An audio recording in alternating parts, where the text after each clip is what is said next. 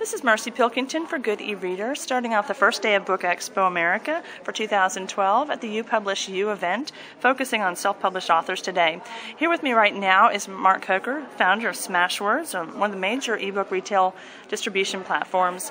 He gave a talk earlier today. We're going to ask some questions about what self-published authors have in terms of what is offered today and opposed to what we used to have in the past. Mr. Coker, what mistakes do you still see self-published authors making? The biggest mistake we see is that authors, a lot of writers are still uploading books that aren't yet ready for prime time. So we make it fast, free, and easy for writers to publish, but we don't make it easy to write a great book.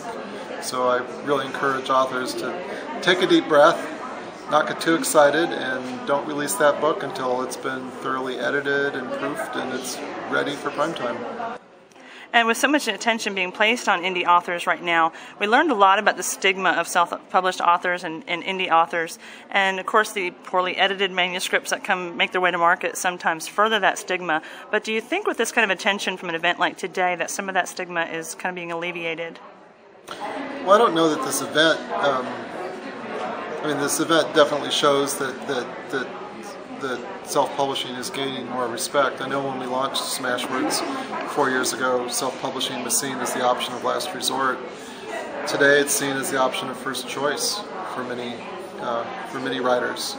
Many writers have turned their backs on traditional publishing and don't want to go there again. So it's an exciting time. I think the stigma of self-publishing is disappearing. And I think if anything over the next few years we're going to see a stigma develop around traditional publishing. I think authors are going to start realizing that the traditional publishers, although they're all wonderful people, there's very little that the big publishers can do for the author that the author can't already do for themselves. In fact, in many ways, the authors can outpublish, outcompete, underprice the large publishers. The smaller author, has significant competitive advantages over the large publisher. The large publishers aren't able to easily compete on price. They can't price down at 99 cents or $2.99. They've got, tremendous expense structures that force them to price their books higher than most customers want to pay.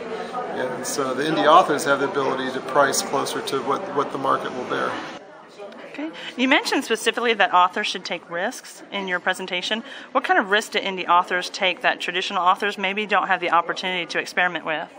Well, the biggest risk is that the writer, the author, can publish anything they want.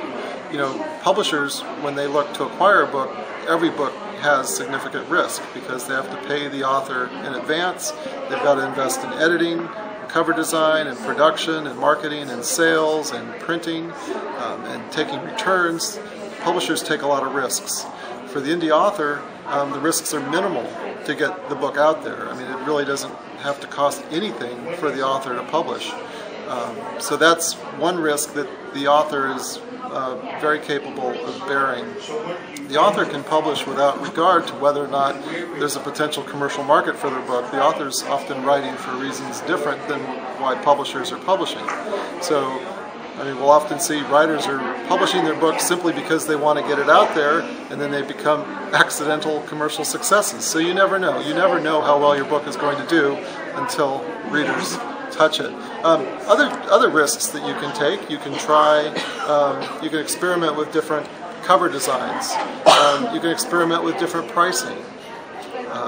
You can experiment with different writing styles. You can do a lot of things that might at first seem outside the norm, but if you've got a vision for what your readers want to read or how they want to consume your book, then you have that ability to take those chances. Great.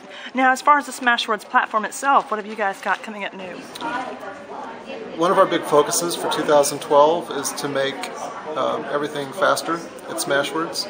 We call it our Faster, Faster, Faster initiative. I first talked about it sometime last year, and definitely in our year in review and our look ahead. So we're focused on helping our authors get their books out into retail stores faster. We've been making a lot of improvements there. Previously, we shipped to retailers once a week. Already with a couple of retailers, we've started shipping on a more frequent basis. We're now shipping daily to Kobo. So 5 days a week we're shipping books and metadata updates to Kobo. And then starting this week we will also start doing near real-time shipments to Apple. So you can change the price of your book at Smashwords, and within an hour or two that price will reflect at Apple. And that goes into effect as early as tomorrow. Fantastic. Well, this is Mercy Pilkington for Good e-Reader at Book Expo America, talking again to Mark Coker from Smashwords. Thank you very much for your time, and enjoy the rest of your expo. Thanks, Mercy.